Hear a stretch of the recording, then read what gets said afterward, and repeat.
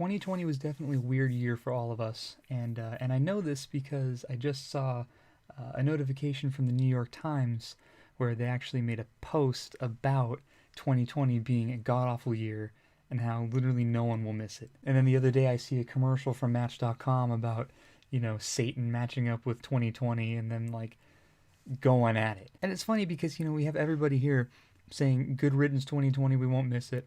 Certainly I definitely agree with that sentiment. I'm not going to miss 2020 very much at all. But it's hard for me at the same time because there was a lot that 2020 brought to me that I wasn't really expecting. For obvious reasons, a lot of those things weren't very good. COVID-19 spreading is horrible. It's killed so many people. It's made so many people sick. It's become such a burden and such a damper on our lives, on our freedom, on our ability to do what we want to do as people and enjoy ourselves. For me, it's sort of caused me to go very stagnant. I had plans to, start, you know, transitioning over to a master's degree program or maybe even a doctorate, something where I can keep pursuing school, which now I kind of don't really want to do anymore because it's just such a hassle right now, and a lot of it is going to be long distance learning, and that's just so difficult. It's very obnoxious. You don't get the right kind of education. So I get it, it's definitely getting in the way of everyone's lives right now. COVID-19, among other things, the presidency, politics, people getting mad at each other, protests throughout the entirety of the year. It's been a hell ride, that's for sure. It has definitely been a hell ride. But for me personally, there's a lot that I can take away from this year. First of all, I graduated. Like that's a big deal, and so there's a lot that comes with that. There's a lot of last minute wrapping things up and really looking towards the future and trying to decide what it is that I want out of life, what it is that I want for the future. This year has really been about, I think for all of us in a lot of ways, it's been about saying goodbye to the life that we once had. It's been about trying to make do with a situation that is difficult, and making the best out of it. And I think for the most part, we've done really, really well with that as a society, as a community.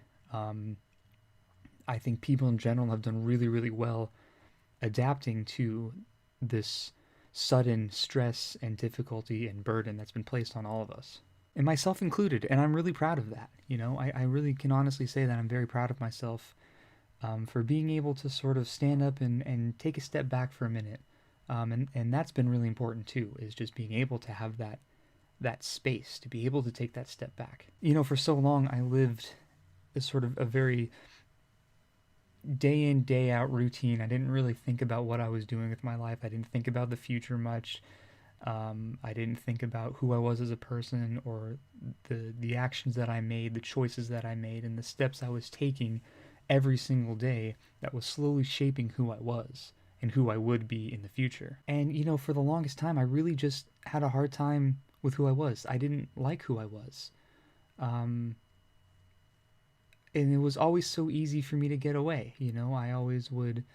I'd go outside, I'd go hang out with friends, I'd go to bookstores, I'd go to parties, I would just do anything that I could to get away from me. And when COVID-19 happened, when the quarantine hit, all of a sudden I was faced with myself, and I had to just sort of learn to be okay with that. I had to learn to be okay with living with myself. A wise person once told me that each and every one of us, we are our own roommate. We are our best friend. We are the only person that we have in the world at the end of the day. We are the only people that we answer to. Every single day that I'm here, I answer to myself.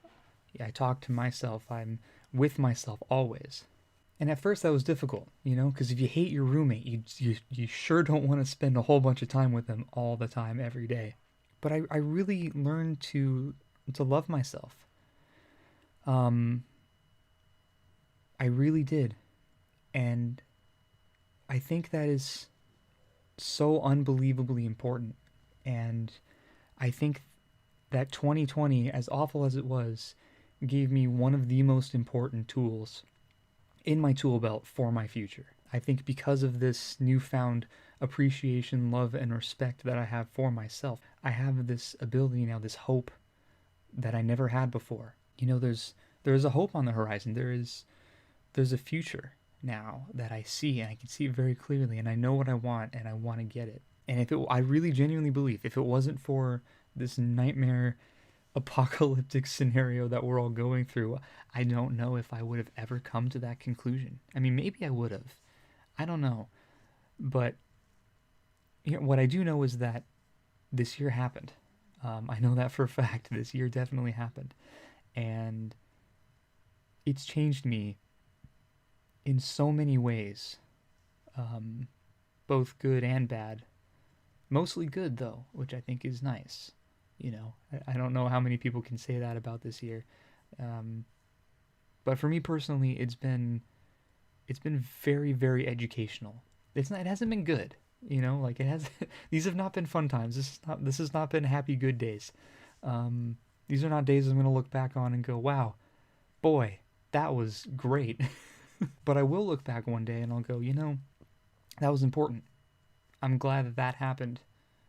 You know, and it's weird to say because you know, how could you be glad that all of this chaos and nightmare scenario happened? Well, because it's given me the chance to be better. It's giving me the chance to be somebody that I really, really love and respect. And I think with that newfound knowledge and with those new tools and all of that stuff, I think that I'm going to have a much better 2021 than I did at 2020. I think I'm going to be able to really, really count on myself, really depend on myself, and be able to do things that I never even thought I could do.